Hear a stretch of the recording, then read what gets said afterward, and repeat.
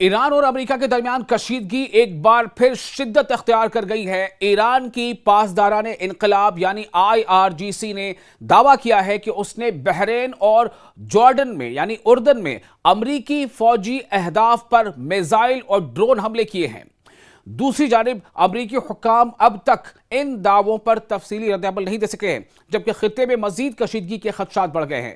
یہ ایران کی طرف سے نیا دعویٰ ہے۔ IRGC کا جارڈن پر نئے حملے کا یہ دعویٰ ہے۔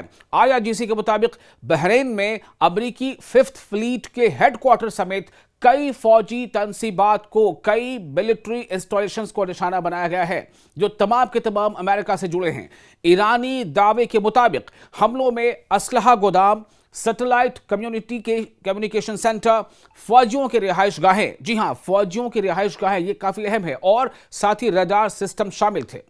ایرانی بیان میں یہ بھی کہا گیا ہے کہ 5th فلیٹ کے ہیڈ کوارٹر پر میزائل اور ڈرون کے مشترکہ حملے کیے گئے ہیں، جن سے ایندھن ذخیرہ کرنے والی تنصیبات میں آگ بھڑک اٹھی ہے۔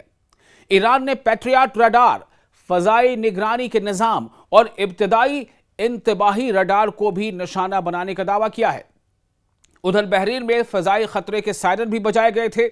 بحرینی وزارت داخلہ نے شہریوں کو محفوظ مقامات پر جانے کی ہدایت دی، جبکہ ایرانی حملوں کی اطلاعات کے بعد سیکیورٹی الرٹ بڑھا دیا گیا۔ صرف بحرین ہی نہیں، ایران نے اور اردن میں بھی یعنی ایران نے جارڈن میں بھی امریکی فوجی اہداف پر، امریکی ملٹری ٹارگٹس کو نشانہ بنایا ہے، ان پر حملے کیا ہے، اور حملے کا دعویٰ ہے یہ IRGC کی طرف سے۔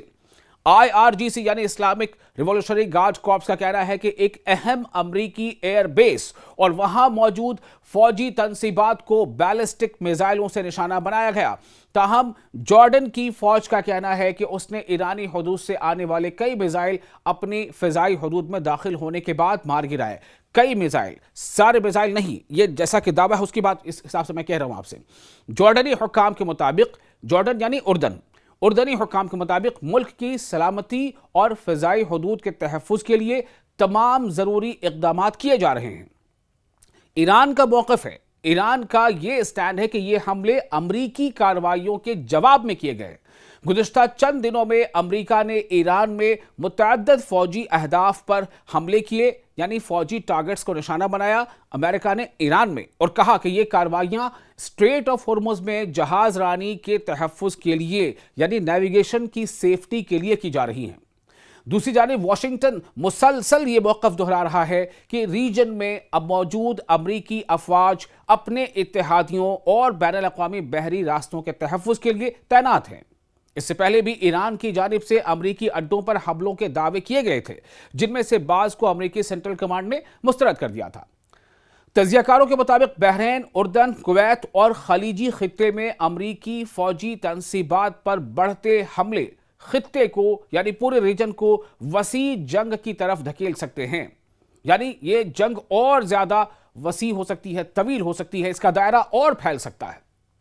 خاص طور پر اسٹریٹ آف ہرمز کے گرد جاری کشیدگی یعنی اسٹریٹ آف ہرمز کے ارد گرد جاری کشیدگی عالمی توانائی کے سپلائی اور معیشت کے لیے بھی تشویش کا باعث بن رہی ہے۔ فی الحال ایران اپنے حملوں کو دفاعی رد عمل قرار دے رہا ہے، یعنی ایران کا یہ کہنا ہے کہ ہم نے اٹیک نہیں کیا بلکہ ہم نے ڈیفنس میں یہ اقدام کیے ہیں، یعنی دفاعی رد عمل ہے، ہمارا ڈیفنس یہ میکانزم ہے، جبکہ امریکہ اپنی فوجی کارروائیوں کو ضروری قرار دیتا ہے۔ لیکن ایک بات واضح ہے کہ مشرق وسطیٰ میں یعنی مڈل ایسٹ میں حالات تیزی سے بدل رہے ہیں، اور آنے والے دن اس بحران کی سمت کا تعین کریں گے۔ آپ کو یہ ویڈیو کیسا لگا؟ آپ اسے لائک اور شیئر ضرور کریں اگر آپ کو اچھا لگا ہو، اور اپنے تاثرات ہمیں ضرور کمنٹ باکس میں لکھ کر شیئر کریں۔